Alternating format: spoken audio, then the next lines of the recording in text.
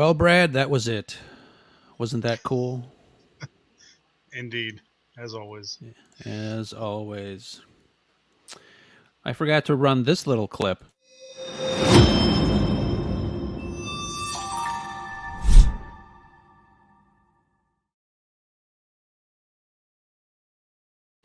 And you gotta love technology, Brad, right? Such nice graphics. We look so official.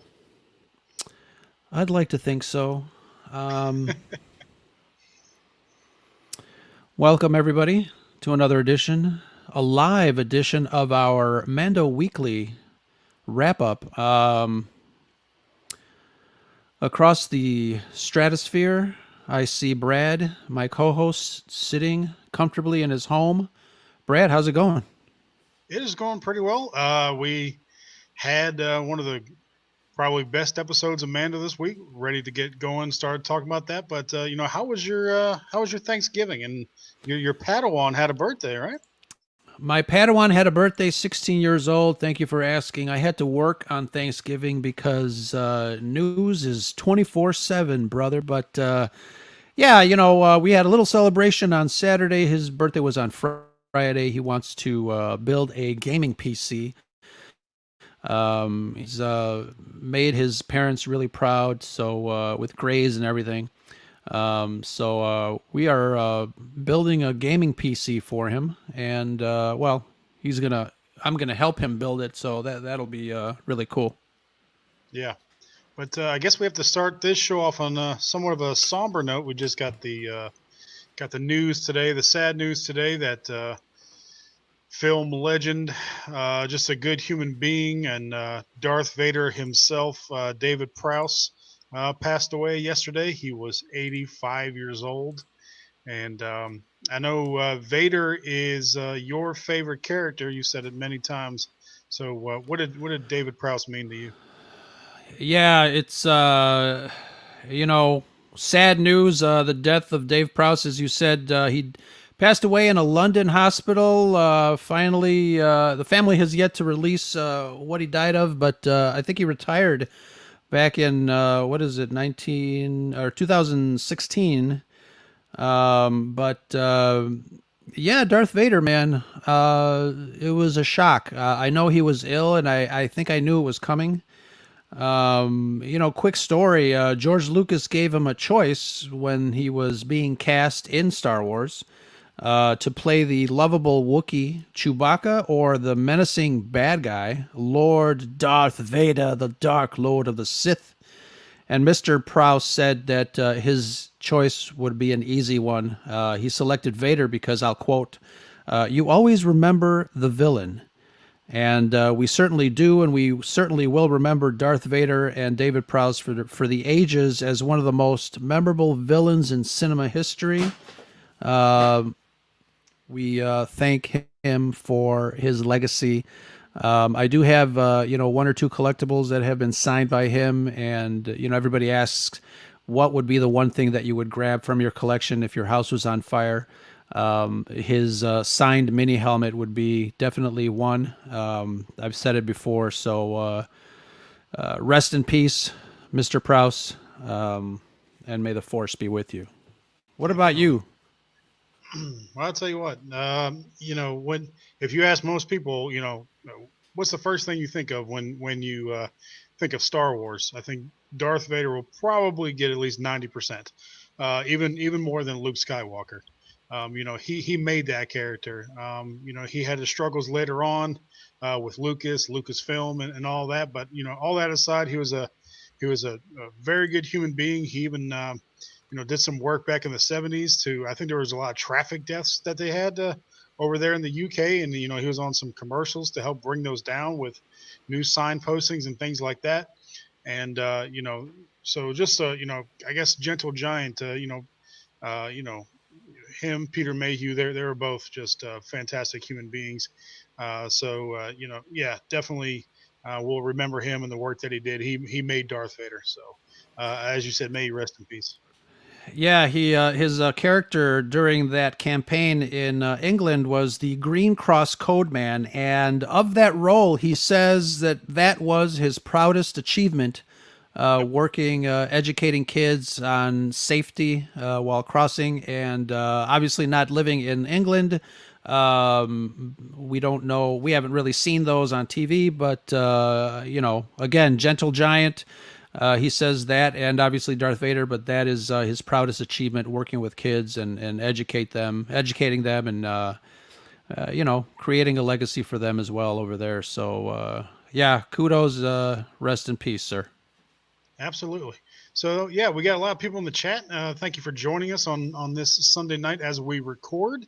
Nicole Marie, Force of Light, Delays of Force of Light Entertainment. Thank you for being here, Dave. Also, thank you as well for being here. I'm glad you guys could share some time with us. We're going to talk about Chapter 13 of The Mandalorian. I guess we just call them by their chapter titles or chapter numbers. I think that's easier at this point. Chapter 13, The Jedi.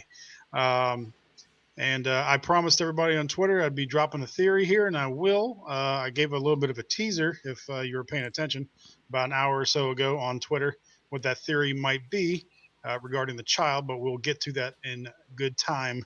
So just overall, before we get into the details of what were your overall thoughts on this episode?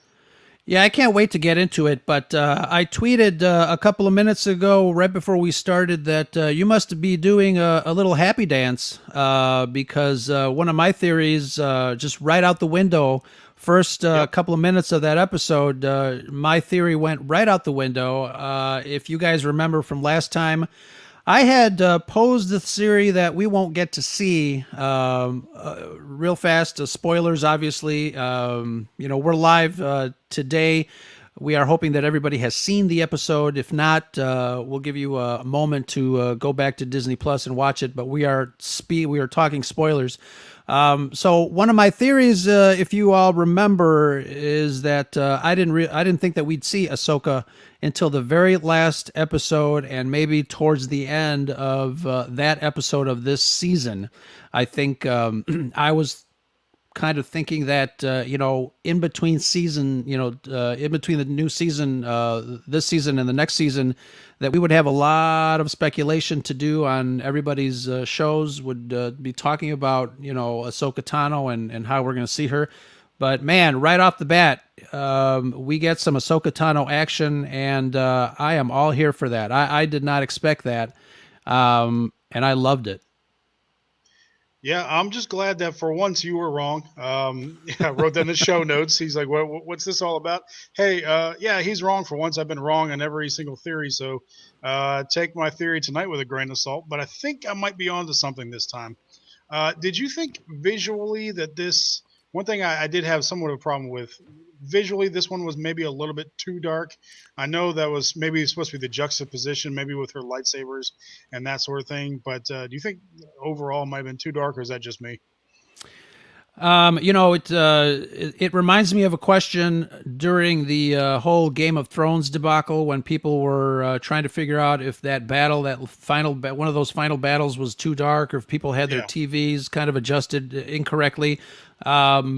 I didn't, I mean, obviously the tone was dark. The shots were amazing, and we'll get to talking about that in a minute. But I'm not sure. I don't think it was too dark. I think it was. I don't know. Let's see. Let's as far as tone goes, Yeah. obviously there was certain darkness that was going on, but Dave Filoni directed this one. You had the director of photography, Barry Baz. I don't remember how to pronounce his last name. Idoine. Anyways, Baz, the director of photography, they're bringing in some heavy hitters. Both him and Greg Fraser were DPs on Rogue One.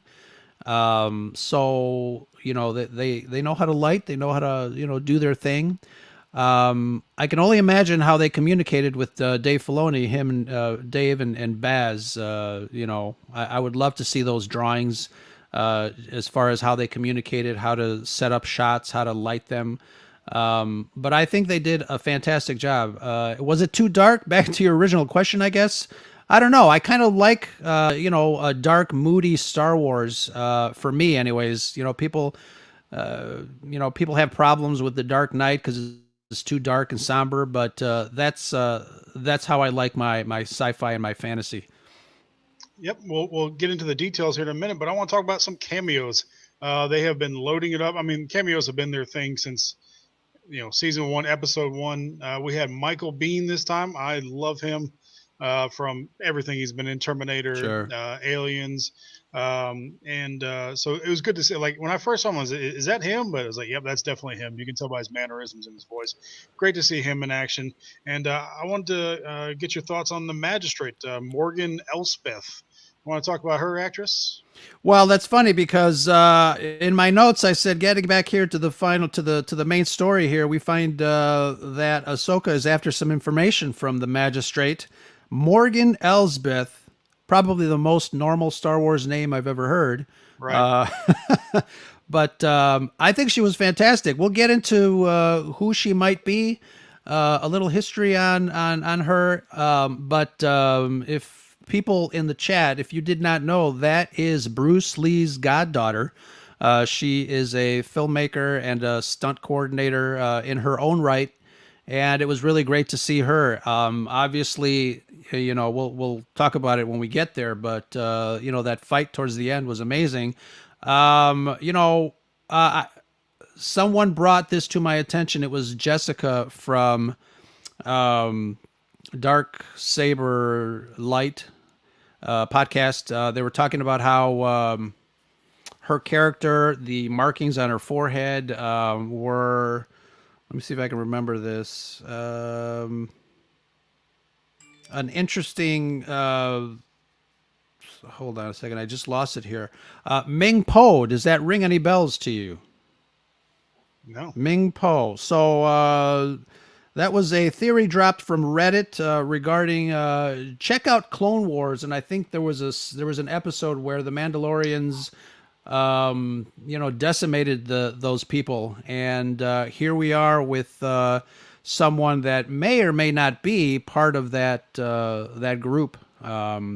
Again, there's just a lot of really great, rich stories in this galaxy that are really, a deep dive to a lot of the stuff that came before. And obviously, we'll get to a little bit of that later on. But I find it very exciting. I find it, I had a discussion earlier with some from people, but what do you think about? We got Dave Filoni. He is knee deep in Star Wars. He knows what he has been doing, from Rebels to the Clone Wars. But we're starting to sneak in some of that lore, some of those characters, some of that story. It's almost like continuation of that. What do you think of all that? It's just amazing how well he's weaving it all together. We've Mm-hmm. talked many times how we feel the sequel trilogy is disconnected from the OT and the PT, but the way he's incorporating, and then these are his own works, Rebels, the Clone Wars, and weaving them all together. If the stories were disjointed before, he's fixing that, and he's fixing that in a way where it doesn't feel like he's fixing it. It almost seems like some of this was by design. If it was by design, I'd be amazed, if they had forethought, and I don't think it was.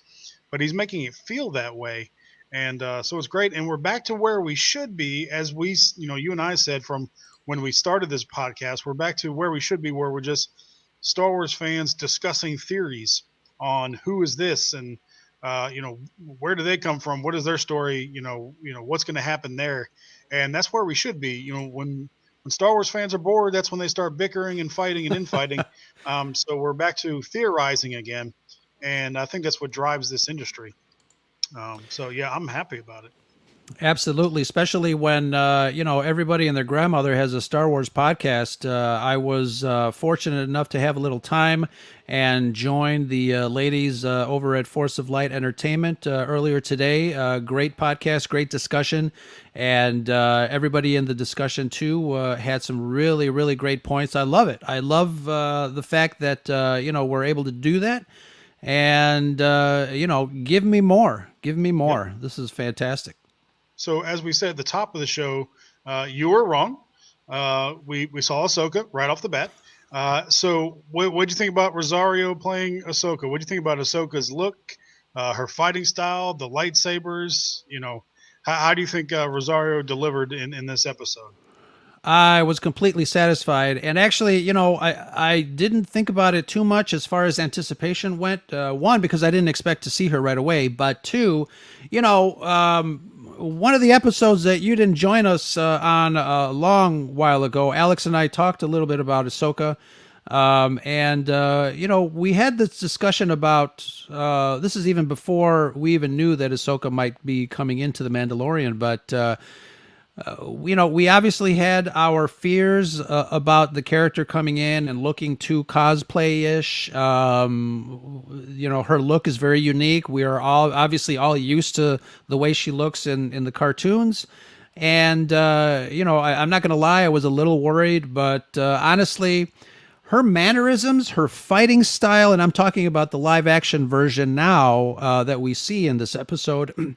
Her mannerisms, her little side smirks, her fighting style, especially, ripped right from the cartoon, right from Clone Wars, right from Rebels. I am, ecstatic at what they have done with Ahsoka, and now it's really great because casual fans that may or may not have absorbed all the extra material, they get to know Ahsoka and who she is and why she's so important to the story overall.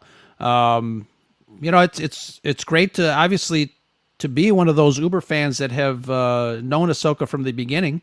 And then having us grow with her and really form a kind of a bond, a liking to her. So I think it's fantastic. I think she did a really great job. I think they all did a great job putting this together and putting this story, out there for us to enjoy. Yep, and it was good to see that Ashley Eckstein congratulated her on joining the Ahsoka family. So that was good to see. And you talked about her mannerisms, and I noted the same thing. And I even noted that she had some of Anakin's mannerisms, and I'm not talking about Anakin from the movies. I'm talking about Anakin from the Clone Wars cartoon. You talked about her side looks that she had when she was fighting that one guy, and he decided he was going to just turn tail and run. The look that she gave him, that was straight up Anakin from the Clone Wars. That was something he would have done: make somebody crap their pants and then just let them run off. So Rosario has been fighting for this, that role for quite some time. So you can tell that she loves the material and the character as well. But just the detail that they had with the lightsabers, and her little spider monkey fighting style, as you said, straight out of the cartoons. So I think she did an amazing job. I know some people brought up on social media that they had a little problem with the lore. Where was Ahsoka during the original trilogy? Why are people calling her Jedi? Um, and I think again, the nitpicky stuff that we have going, it's useless. But as we all know, the Jedi, number one, she renounced her uh, Jedi title at the end of, or I'm sorry, at the end of chapter or season 5 of Clone Wars. So she was not technically a Jedi at that time.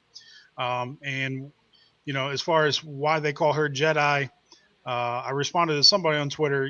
We saw at the end of. I recommend everybody watch the last 2 episodes of Star Wars Rebels, and we'll get back to that. Why I recommended that, but you see that she's now wearing the white robe, and everybody called her Ahsoka the White. Much like Gandalf the White in Lord of the Rings. I think she may have brought that. I think she may have been ready to call herself a Jedi again. That's not none of that is spoken, but I think she may have been ready to call herself a Jedi again. When Bo-Katan knew her, she was a Jedi, at least in the Clone Wars time frame. Not in the Rebels time frame, but in the Clone Wars time frame, she knew her as a Jedi, so that explains why she would call her Jedi. And just the general population, if they see a Force user with a lightsaber, they're going to call them a Jedi. They're not going to make a distinction. Did she walk away? They see her as a Jedi. So I think those complaints are very nitpicky. And all the Jedi were in hiding during the. We don't know exactly what she was doing in the original trilogy, but we know for the most part, Hera and the gang were they were fighting with the rebellion. But as far as Ahsoka, she was most likely in hiding that entire time or on the run from Inquisitors and everybody else. So I think those complaints are pretty much unfounded.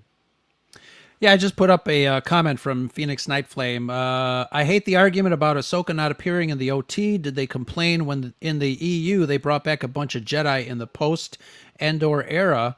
Star Wars has always done this. What do you think of that comment? I mean, it's great. It's right on. And let's face it, this logistically, people, these characters were created after the original trilogy was made. I mean, 30 almost 30 years after, or 30, actually, yeah, 30 years after the original trilogy, these characters were made. So of course they're not going to appear in the original trilogy. They added characters, they added depth to this universe. So of course they're not going to be in the original trilogy. But that doesn't make them any less valid, and it doesn't mess up the lore.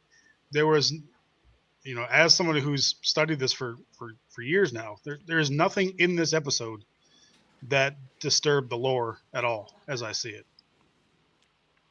Yeah, overall, we are pleased and tickled pink over this episode. But what this episode started strong.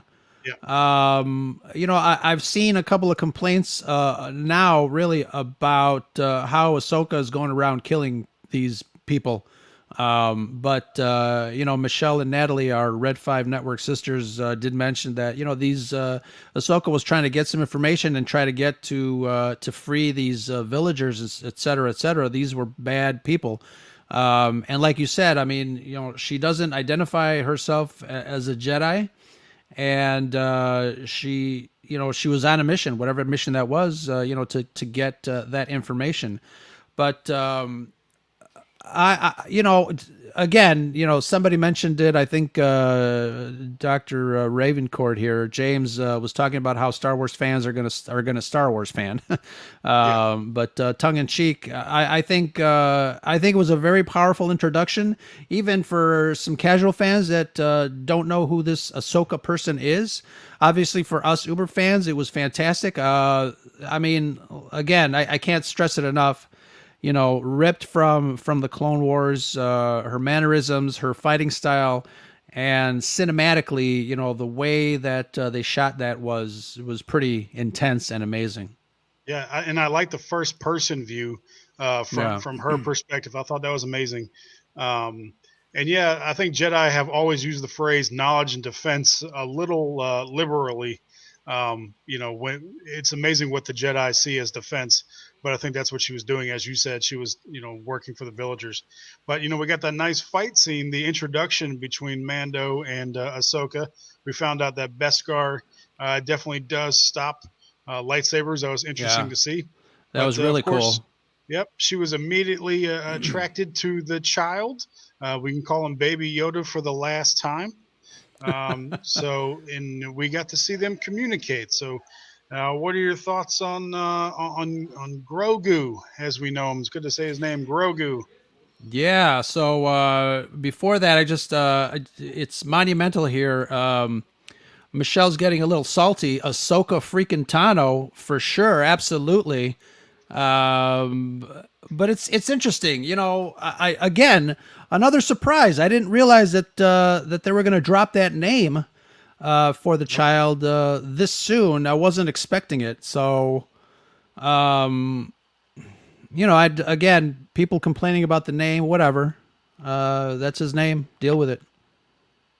Yeah, and how'd you like that scene of Ahsoka and Grogu communicating through the Force?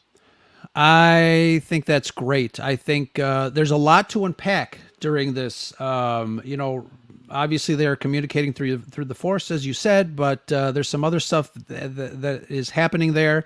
Uh, when Mando asks Ahsoka, what was going on about his powers, the Force, he kind of explained it. He did a little. Ahsoka did her explanation of what the Force is. Kind of paraphrased what Yoda was saying, and wow, it really gave me chills Yep. because you can tell that she has not forgotten what it's like. But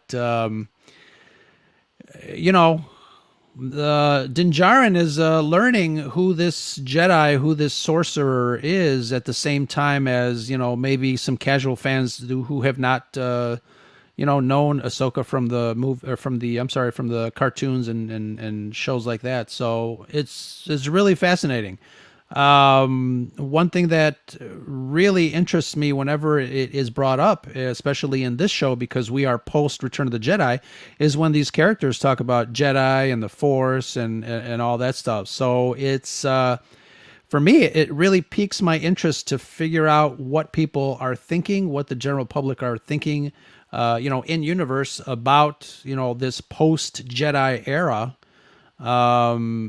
And this was a perfect example. Din Djarin not knowing what the Jedi is or the Force. It's really cool. Yeah. And we talked, on our propaganda episode and everything. The Empire did everything in their power to wipe out just even the name of the Jedi. So, people think, oh, Din Djarin should have known more about Jedi. Literally, but just pay attention to the damn films.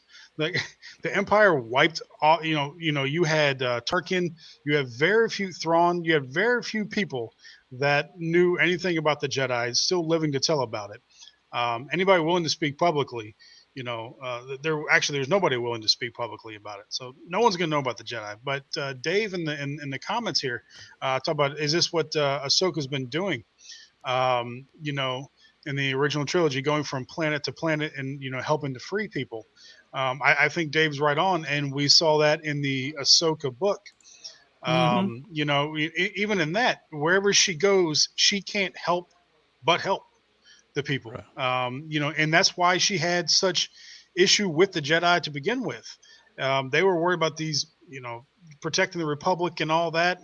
She saw that, she was much like Qui-Gon. She saw where the Jedi Order was going wrong. Too much, they were in bed too much with the Republic, who was failing, who was crumbling, and they weren't doing their basic mission of just helping people. So it is quite possible and it's probable that she was just going from planet to planet, helping people out. So yeah, I think Dave's right on with that, and I think that's what she was doing what she can to help the people throughout the galaxy. But as she communicated with Grogu, we got his backstory, and we'll get back to one of Ahsoka's comments. But we get his backstory, and we find out that Grogu was indeed in the Jedi Temple. She said he was trained by many masters. And for everybody that paying attention, this is where I'm going to go ahead and drop my theory, so you can write this one down and see how right or how wrong I am. Again, I I've need been a wrong I about need a everything. I need a drum roll here. Yeah. So Ahsoka mentions that Revenge of the Sith time frame, as Order 66 is going on, somewhere around there, he is taken from the temple. She doesn't say by whom. And then the next line she says is, and then his memory goes dark. Now, I posted on Twitter that I would be dropping this theory. Um, and I mentioned that he's one of the children of the Force, and therefore he was the future of the Force. Those two names are names of episodes from the Clone Wars series as well as the Rebel series. Children of the Force was from the Clone Wars, and the Future of the Force was from the Rebels cartoons, both of which, again, are Filoni creations. So I think everybody is led to believe that it was a Jedi that took Grogu from the Jedi Temple. I don't believe it was a Jedi. I think it was Palpatine or one of the people working for Palpatine, such as possibly an Inquisitor, that took Grogu from the Jedi Temple right around that time frame where there was lots of chaos going on. Somehow was able to get him out. Remember, this whole time, uh, you know, Palpatine is thinking 17 steps ahead of the rest of us. He's always working on his contingency plans. We mentioned the M count. from the last episode, midichlorians. Perhaps Yoda's species is especially high in the midichlorian count, and he knew that he would need that high midichlorian count. This was his contingency plan, his insurance policy in case anything did happen to him. I think eventually he knew Vader would try to overthrow him because that's what Sith do. So, as his contingency plan, he, or again, somebody that worked for him, got Grogu out of the Jedi Temple at that time. And from there, where his memory goes dark, I think it's, there's a reason why they use the word dark and they emphasized it. He's doing whatever, to him, experimenting on him, maybe conditioning. We don't know, but I think he may have actually been taken by the Sith at that time. So we will see. But what do you think? How far off do you think I am? Do you think I might be onto something, or do you think it's much more simple than that? She was actually talking about a Jedi. Well, I don't know. At this point, anything is possible. At this point, 50-50, are the odds here. But we got everybody reacting in the chat. Thank you very much. Let's see. Palpatine is a nice catch all because he had basically unlimited reach to do anything during that time. From James. Yeah, that would be interesting. The only the only hole I see is so Palpatine took this child, and where did he put him? Or somebody that was working with Palpatine, maybe one of his priests. Where did they stash him? And he obviously either escaped or was freed. How does that story kind of play out? But one of the other theories that I was rolling around in my brain was, I don't know if you remember way back when the Obi-Wan Kenobi series was announced. They basically said that all the stories and the scripts are ready to go and they're final. And then a couple months later says, well, we're redoing the stories. They're not really final. We're going to kind of rehash some things.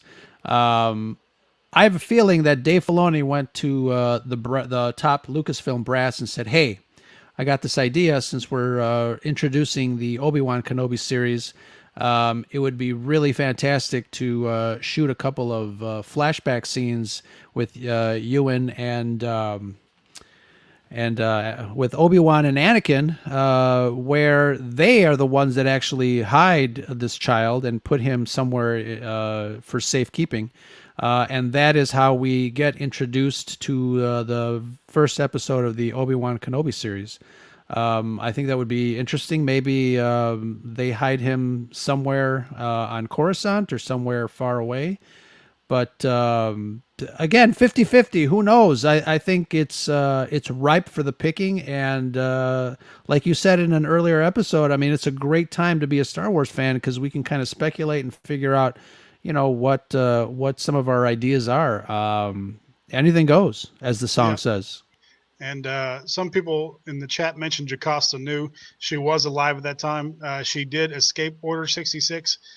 She was later killed by Darth Vader. Again, this is a different kind of spoiler alert that happens in the Darth Vader comic series. She does die later on. No mention of anything related to this. I don't, it's a good idea, but I don't think so. She doesn't seem to be at all concerned about that. So I think if this did happen, it would be at the same time that Vader ransacked the Jedi Temple in Revenge of the Sith. So I think while everybody else was getting executed in the temple, that's when they would have, left with the child to wherever, whether it be an Inquisitor, Sith acolyte, um, Nuke to Shoe, and anybody like that could have taken them. So I think it would have been at the exact same time that Anakin destroyed the temple, or Vader at that time destroyed the temple. I don't think it was before. I don't think he could have gotten away with it then. So I think it would have been during Revenge of the Sith at that time. But I'd like to hear people's thoughts on whether I'm way off on that. So leave us a comment in the comment section of this YouTube video when you see it, or on Twitter, on social media. But yeah, that's what kind of ran through my head as she was talking. The another thing Star Wars fans being salty about was Ahsoka saying, "I've only known one other being like this," referring to Jedi Master Yoda, and oh my God, she forgot Yaddle. Yeah. People Again, people were going crazy. yeah, how dare you forget Yaddle? Well, everybody that posted that doesn't know much about Star Wars because Yaddle disappeared from the picture after Episode One. She was on the Jedi Council in Episode One, but she was never seen again in Episode Two and Episode Three. Where she went, we don't know. The canon is very minimal on Yaddle after the Phantom Menace, but we know she's not part of the council anymore. So she could be she's somewhere out there in the galaxy, and with thousands of Jedi, she wasn't around when Ahsoka became Anakin's Padawan. So there is, you know, all the justification right there that Ahsoka never would have known Yaddle. So Yoda would have been the only Jedi Master like that she knew. She wouldn't have known Yaddle. Yeah, and we won't talk about the special effects or lack thereof, the makeup and the costuming in Episode One. But yeah, Yaddle was there. You basically have to look at still photos to see her nowadays. But yeah, Yaddle was there, but she disappeared. So Ahsoka would not have known about Yaddle. It's funny because there were many missions during the Clone Wars. There were many battles, and I would just kind of chuck it up to she was sent somewhere to help fight or help negotiate or something, and she just didn't make it. It's as simple as that. Again, there's a lot of characters in here that go in and out. Wars are messy, and she might be the victim of something that happened during one of those missions. So I really don't have a problem with Ahsoka not remembering Yaddle Yep. myself. So Ahsoka puts Grogu through these mini trials to see what his connection was with the Force. She couldn't get him to move the stone, but it was nice to see Din Djarin using the ball, the little metal ball from his ship that he knows that Grogu likes, and was able to get him to display his Force abilities. But shortly thereafter, uh, she recognizes it well, but she senses fear in him, and she sees his attachment to the Mandalorian, and she refuses to train the child. Again, social media. Some people got mad at that. What are your thoughts on Ahsoka's decision to not train Grogu? Is that the right move? Well, coming out of all this new material and everything that we now know of how perhaps the Jedi have failed in the modern era here of Star Wars, it totally makes sense. Obviously, we know that. I made a joke on Twitter about that specifically. Why can't a Jedi send an email? Because attachments are forbidden. And I think it goes along to that, tongue in cheek, obviously, but, she senses, and she mentions the fact that she knows another Jedi that had attachment and it didn't go well for him either. So she doesn't want to repeat that.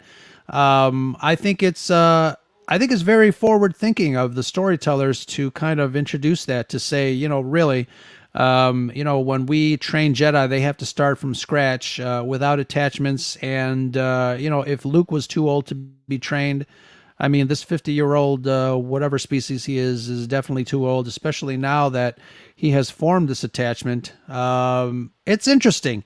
It's interesting for many reasons. It's interesting that the fans are not picking up on stuff like that, but it's also interesting that they're kind of going in that direction. I think going forward, we're going to, if they ever do decide to go back after episode 9 to do any training, it'll be interesting to find out how they do it, how they train Jedi, how the new Jedi come into fashion. But we'll see what happens during this story. I think it's fascinating. Yeah, you got to pick up on these nuances, like you said.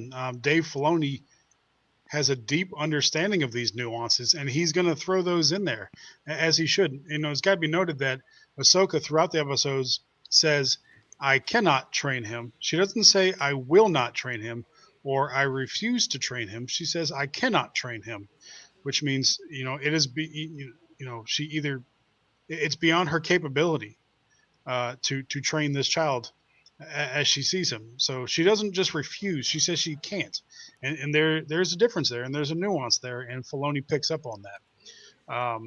So I think it's the right move. I think there's an interesting comment from Anthony. I'll post that up there. This kind of attachment is a strength, not a weakness. And I think, what do you think of that comment? I think, I think for us as human beings here, our attachment to family and friends and loved ones is a strength. Might be a different story in a galaxy far, far away. What do you think? You got to put it in perspective. You have to have empathy. You have to put yourself into Ahsoka's shoes. She saw her master, who she thought was the best person in the universe. She, watched the Clone Wars. She literally, basically worshipped the ground that Anakin walked on. She loved him, as a teacher and a mentor. But she, along the way, she figured out what happened to him, and she figured out and she put all the pieces together why he fell to the dark side, and she called him the best of us. She called Anakin the best of us, and she saw what happened to him because of his attachment. So you have to put so you and I can see it as a good thing, but put yourself into Ahsoka's shoes. She cannot see it that way because she saw what it did to Anakin. She saw where that attachment led him to the dark side. So from her perspective, there is not a way if that if his attachment to Din Djarin is going to cause him to have fear and to have anger, then she's not going to do it. She's letting his abilities fade. That seems cruel, but at the same time, think about somebody as powerful as him going to the dark side, and that's just a risk that she's not willing to take. And I think, is it the move we would like to see? No, but I think it's the responsible move.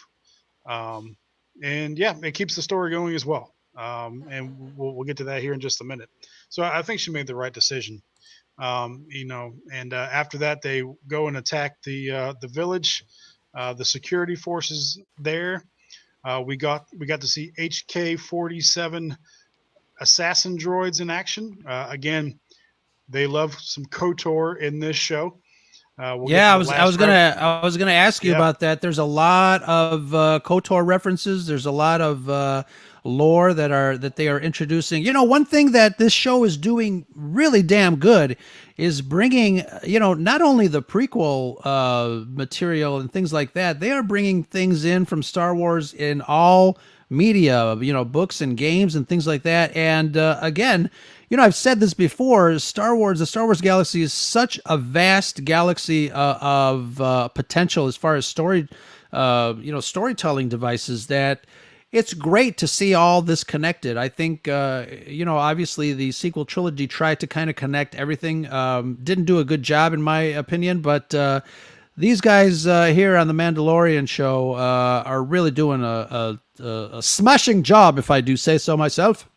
Yep. I mean, people who play KOTOR still love the HK line of droids, so it's good to see. What did you think about the samurai action that we had going on the inside and the old-fashioned Western that we had going on the outside? Brad, I cannot say enough of that. Again, shot brilliantly. The fight sequence, the only thing that I have an issue with is sometimes the pacing of these fights, and we saw an issue with pacing in episode 1 with Obi-Wan, Qui-Gon, and Darth Maul, and then having to cut back and forth to the battle out with the Gungans, stuff like that. You really just wanted to focus on that lightsaber battle, a lightsaber battle that we had not seen in many, many years. The pinnacle of Jedi fighting against a Sith at that point. But that battle was amazing from the beginning when you see the staff hit the ground and you hear that vibration. It was on, and again, ripped from the Clone Wars and Rebels, the fighting style of Ahsoka. It was an amazing thing to see in live action. I got to tell you. Yeah, and just the draw scene on the outside. I guess your side wins, and he goes for the kill shot, but of course Mando draws first and takes care of him. So that was fun to see as well. But on the inside, Ahsoka wins, and we find out the information that she's been looking for, and she says, "Tell me where your master is." Oh yeah. I thought that was an interesting term to use, your master. And she asked, "Where is Grand Admiral Thrawn?" And I texted you. Woo! I think I grabbed my son a little bit too hard, and maybe shook him a little bit too hard when she said the word Grand Admiral Thrawn. Poor Um, kid. yeah, he's 11; he can take it. He. So, what were your thoughts when she mentioned Grand Admiral Thrawn? I did not expect that. Again, we talked a little bit about in previous episodes how the internet and social media are kind of ruining surprises, but this one was like out of left field. I'm like, whoa! Did she just say Grand Admiral Thrawn? Holy shnikey! So I'm glad that we're still getting these surprises in this show in Star Wars, and I'm glad that again they're just bringing it full circle. One of the things that I noticed from somebody's post, and I can't remember who it was, I texted you an image of the logo and the insignia on the side of one of those droids.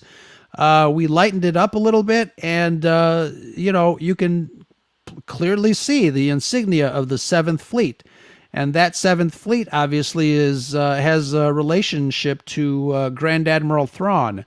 Um, it's great to have Dave Filoni as part of this because he knows what he's doing. He's bringing in all those elements. He's bringing in all of the lore to kind of tie all this together. And the Mandalorian is getting better and better each week. I got to tell you. Yeah. Amanda asked, "Do you think Thrawn is Gideon's boss?" I don't think directly. I think Gideon is. I don't know. It's an interesting question. I think there's different branches here. I think we've talked about this before. I think before we thought the First Order and the Empire were completely separate, but now with these shows, we see that it looks like the Empire was just kind of playing a little delay game here until the First Order was ready to go. So I think the First Order and the Empire are much more connected than we thought. But I texted you. I think it was Friday or Saturday.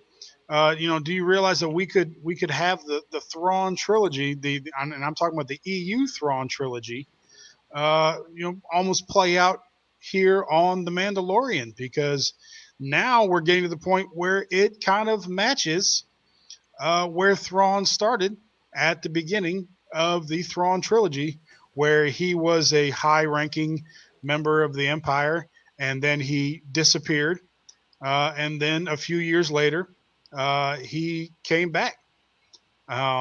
And he came back with a vengeance. And as Wesley says in the chat, that's where Mara Jade was introduced, was with Thrawn and Timothy Zahn's his work there. So we could see something like that. And if Filoni brings in the Chimera, and we get to see the snakes on the underbelly of the Chimera, and we see that thing pull in, Star Wars fans are just going to lose it. And I want to be at the front of the line on that one. I don't Yes. think we're not gonna see any of that this season, but I think we will eventually. Obviously Ahsoka is trying to get to him, and I want to get your thoughts, but I believe she wants to get to Grand Admiral Thrawn because she knows what happened with Ezra, and she knows that Thrawn took off with Ezra. That's why I recommended it to everybody to watch the last two episodes of Star Wars Rebels, because now they have much more significance again. And I think that Ahsoka is using Grand Admiral Thrawn. She knows he's out there, and she's using him to get to Ezra. Now, I want, having watched those again, we knew that they had a piece of that, or they had that section of the Jedi Temple that Palpatine had put there to get to the world between worlds. Now, it was crumbled at the end of that episode, but who knows what happens if they were able to put it back together. But that could have been a way for them to get back somehow. So I believe that Ahsoka's using Thrawn to get back to Ezra, but wonder if you had the same thoughts. Well, you did pose that directive, I guess, to go and watch the last two episodes of Rebels, and I did. Didn't go to bed till like 3:30 in the morning. So thank you very much for that. Had to wake You're up welcome. early, but when I see Palpatine, especially voiced by Ian McDiarmid, which this was, those images, and I posted it a while ago, those images of him walking out of the ruined temple there when it's Palpatine and the Emperor, back and forth. You got that little glitch. Yeah. My blood was boiling, man. That was chilling. But definitely, getting back to Amanda's question about who the bad guy is and who the main villain is. I think obviously now a couple of years after Return of the Jedi, Palpatine, for all intents and purposes, is dead. Darth Vader has been eliminated. The Empire's still around, but I think the galaxy is in turmoil. Everybody is fighting for power. I think we don't have just one adversary. We have a series of them. And we've had a series of them from the beginning. We have all the crime syndicates that have been still operating. The Empire is in cahoots with these crime syndicates, and obviously, that could be a reality based on your JFK research. So we have a lot of things there that go along with that. Whether it's Gideon or other, I guess, other ex-Imperials that are trying to, fight for control. Some other ex-Imperials that maybe we haven't seen. Thrawn, obviously, but it's kind of, there's definitely a great, now is the time where we see the wars in Star Wars because everybody's fighting for control now that the two head honchos of the Empire are gone. So I'm looking forward to this. I love the fact that we have more of this story to kind of play around with, and I'm very excited. I mentioned this a while ago too when Solo: A Star Wars Story came out. I love seeing the fact that there's these crime syndicates kind of still working in the shadows and things like that. And that's one of the things that's going to get me excited if we start to see a lot of more of that in The Mandalorian. Yeah, definitely. I mean, the sky's the limit right now. There's so many different paths that this show is can go on right now, and we don't know which way they're going to take. They've surprised us. It's hard to surprise Star Wars fans these days, but they've been doing it. The last surprise we got was when once again Ahsoka refused to train Grogu, but she suggested to Din Djarin to take him to the planet Tython. There you go. And I was so excited to hear that name being mentioned. Many of us thought that that's where Luke Skywalker may have been in Episode 8. He ended up on Octo, which none of us had ever heard of because it was a brand new world that they created for Episode 8. But Tython, again, you were talking about references to other media, and you go to the planet Tython in the Star Wars The Old Republic video game.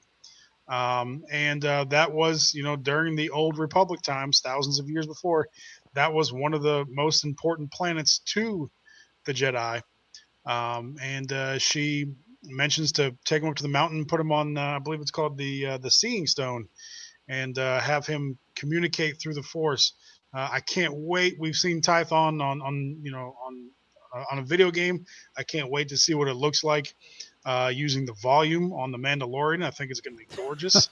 But she instructed Grogu to reach out, and if there's a Jedi out there that wants to adopt him, then that Jedi will come. So, you're going to make any predictions now as to who do you think is going to answer that call? I mean, you have to because I asked you.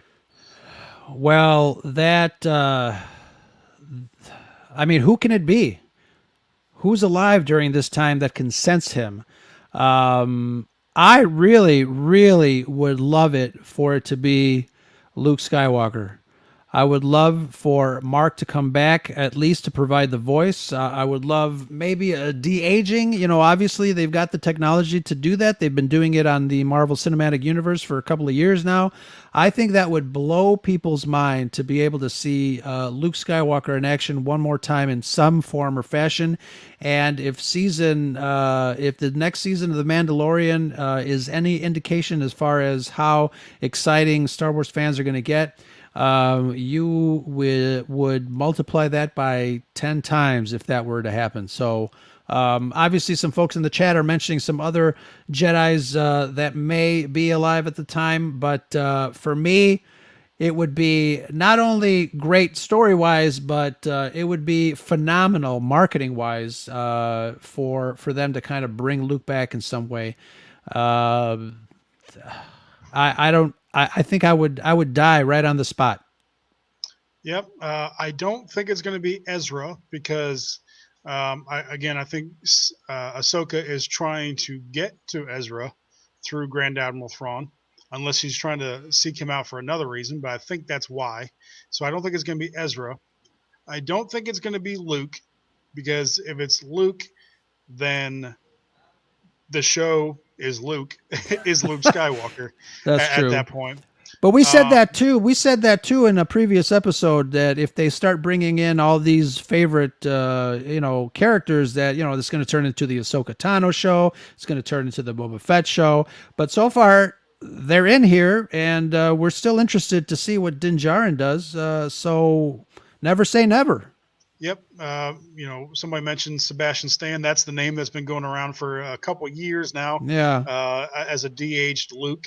I think, hey, Rosario fought for that role, so maybe they give it to Sebastian Stan. Again, I don't think it's going to be Luke. Of the names that we know, I would say the most likely would be Cal Kestis. sure. One from a logical perspective, you already have the actor. I'm sure he would love to bring that character back um, and to reprise his role as Cal Kestis. And he learned quite a bit in the Jedi Fallen Order video game, even having personal confrontation with Vader, brief as it were. So as far as we know, he's still out there. It could be that they introduce a new Jedi. I don't know. I think we'd rather see one that we are already familiar with. We know it's not Ahsoka, so my money is on Cal Kestis. I think it would be cool to see him on the live screen, but we will see. Um, yeah, even Mark Hamill, I think probably like Sebastian Stan. I don't think and I put that in the show notes as well. Uh, we talked about icing on the cake, but there I guess you get to the point where there's too much icing and not enough cake. I That's why I don't think it's going to be Luke. I think Luke he's out there. He's trying to do his thing, but I don't think it's going to be him. Yeah, I don't think it's going to be him too. But what if it was?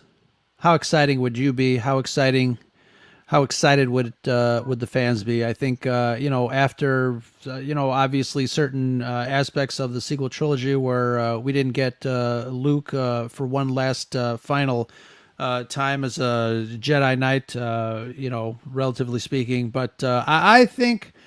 I also don't think, Rural Farm Boy put up there that it might be a Jedi that we don't know yet. And again, there are people talking about how that line where Yoda tells Luke, "When gone, I am the last of the Jedi, will you be?"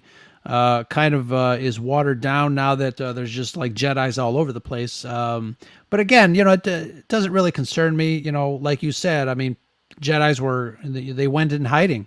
I mean, they were being killed, they were being destroyed. You got to hide from that sort of thing. And now, later after the Empire has been pretty much, destroyed, other than a few surviving Imperials that may or may not want control back, we start seeing some that went into hiding. I don't have a problem with that. And don't forget, I'm not. This is me not being the defense lawyer for Star Wars here, but there's a reason why Yoda went to Dagobah, and that was because it did have a lot of dark side energy there.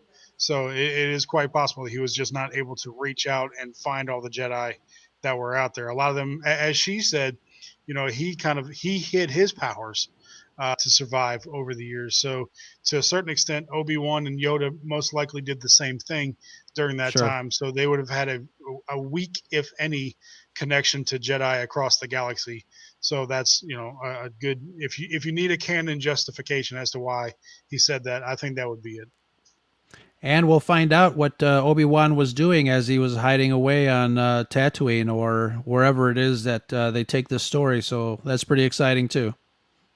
Yep. So I mean, this was we still got to give our Scuttle Cheeks ratings. That might be a formality at this point. I know for me it is. But I love this episode. Surprised from the first 5 seconds, as you said, and continue to be surprised until the very end. So absolutely love this episode. There are not enough Scuttle Cheeks on the Scare of Scuttlebutt podcast. We might have to borrow some Scuttle Cheeks from the rest of the Red 5 network because, this was a really great episode. Yep. So just for the record, I'm going to give it all 4 Scuttle Cheeks. I don't know how they're going to top this one, but I encourage them to try. It's all downhill from here. God, I hope not. Well, before we take off, we have 2 items that we want to take care of. First of all, I told you in a text that I had a series of Sentry Mode questions for you, Brad, and they're all related to the episode, and wanted to start that up. So cue that jingle, Mr. Jingle Man. Alex does the jingle. I don't do the jingle. I just answer the questions. I know. Put in one of your cool sound effects. We'll fix it in post. Now, are these going to be questions like, who was the guy hanging out in the alley that I didn't see? Because I missed IG-11. I still haven't seen him in the last episode. So I don't. I saw him. Okay. I saw him. Go ahead, all right, so here we go. Sentry Mode for this Sunday. We are dropping this episode, by the way, folks, on Tuesday with all the bells and whistles. But Sentry Mode, question number 1. What is the name of the planet we find Ahsoka Tano on in Chapter 13? Oh, I'm sorry. Corvus. There you go. Also question the name number... of the ship in Star Wars Battlefront 2 of the Imperial Raider. So that is correct. So question number 2, name the character that Michael Biehn played in another famous 80s franchise. Corporal, and say that again? Make sure I get this one right. Yeah, name the character that Michael Biehn played in another famous 80s franchise. And he didn't say, I'll be back. Well, can I go with Aliens? You could. Well, I think because he's Corporal Hicks in Aliens, so I'm going to go with Corporal Hicks. Very good. That's not Sentry. Oh, that's another universe. All right, go ahead. Okay, so Morgan Elsbeth, played by Diana Lee Inosanto. Who was her godfather? That would be the Master, Bruce Lee. There you go. Sentry Mode question number 4. Tython was mentioned by Ahsoka as a place where an ancient Jedi temple stood. What other classic original trilogy character visited this ancient temple, and who showed it to him? Now think of the comics now. I know you're a big man on the comics. Who showed this classic OT character the temple at Tython? So the question is, which original trilogy character visited Tython? Yeah, and who showed it to him? Who showed him? Either one. It's a 2-part question, so there's 2 answers there. I'm trying to think which comics that was. Originally I was thinking Yoda from the Clone Wars, but he never went to Tython. I'll go with Luke Skywalker from the comics. No. Who was? No, Rural Farm Boy has it. It was Dr. Aphra showed Darth Vader, took him there. Oh, I'll have to go back and reread. Yeah, there you go. Yeah. There you go. I would have thought that you would have gotten that one since you're all into Dr. Aphra. Well, not for the historical reasons. Oh my! All right, so the last That must question. have been a while ago on there. That must have been from a year or two ago. So number 5 in the Disney Plus Mandalorian intro character animation, if you can picture that, who is first and who is last? When you see What the the? little intro, when you see the little Yeah, yeah. intro, come on, come on, come on. You Uh, call yourself a Star Wars fan? Let's go. don't even. People in the chat, This what do you ain't think? What do you think? this ain't. I'm gonna go with R2 first. And who is last? Vader. All right. So you got it flipped around and completely wrong. Oh, Anybody in the chat want to? Anybody in the chat want to take this on? In the Disney Plus animation, the intro, the little BB-8's in there. yeah, C-3PO's in BB. there. So who's first and who's last? Anybody want to take that on? How was that a century move? Who wrote these questions? Was this Trevor? Did Trevor do this? The intro to the Mandalorian, you know, the little animation that goes on. All right, my man Joey Rosales, he's got it. Well, Joey wins. Vader first and Mando is last. So take a look at that. That's one of the things that, you know, you got to absorb as Uber nerds. You got to absorb all that stuff and pay I attention hit skip because intro so I can get to the show. no. You don't skip intro on a Star Wars show. Not at all. Not at all. Excellent. Joey, that is fantastic. So glad that you were able to answer that correctly. And yes, you guys need to pay more attention to everything that has that Star Wars does, especially on there, because you'll never know when you will be quizzed. And as I mentioned, we are going to be announcing the winner of the takeover contest. The child took over the Scare Scuttlebutt Twitter account last, 2 Sundays ago or last Sunday? And he went to town, literally. Did a little tour, met some friends over at downtown Chicago and visited our friend Celine from Alley Cat Comic Books, where we have Scare of Con.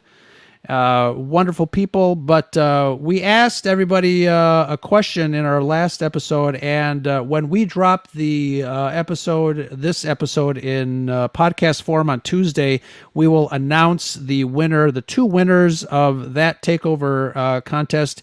We put together a little, a little grouping of the child items. I think there's a great little action figure. There's a coffee mug. There's all sorts of wonderful little things in there. We're going to send that out to 2 winners. And just the 2 people that answered the question. Only 2 people entered out of our 2,100 followers, but that's okay. 2 winners, 2 entrants. It was easy. Yeah. Next time, maybe call it Grogu's Day Off, and maybe people will pay attention there. Awesome. Excellent. So that is our Mandalorian weekly review. We usually drop these or record these on Sunday. I'm glad we did this live, Brad, because there was a lot to unpack. And everybody in the chat, thank you guys for joining us. We had some new folks in there, but I want to thank one of our patrons showed up, Amanda and Nick. Over at he's got 2 accounts and can't never remember his Backyard TARDIS. I'm sorry, Backyard TARDIS. Thank you guys for joining us in the chat, and everybody else. Yeah, can't wait. We've got 167 hours till the next episode. But who's counting? But who's counting? On behalf of the Scare of Scuttlebutt podcast, I am Ro, transmitting to you live from Chicago. Take it away, Brad. Just remember, it's always sunny on Tython. There you go. The Scuttlebutt. Excellent. Thank you, everybody, for joining us. Don't forget to listen to our episode. We'll drop it on Tuesday with some extra tidbits. And like I said, the winner of that fantastic little Baby Yoda pack. Now I have to change the name. Take care, everybody.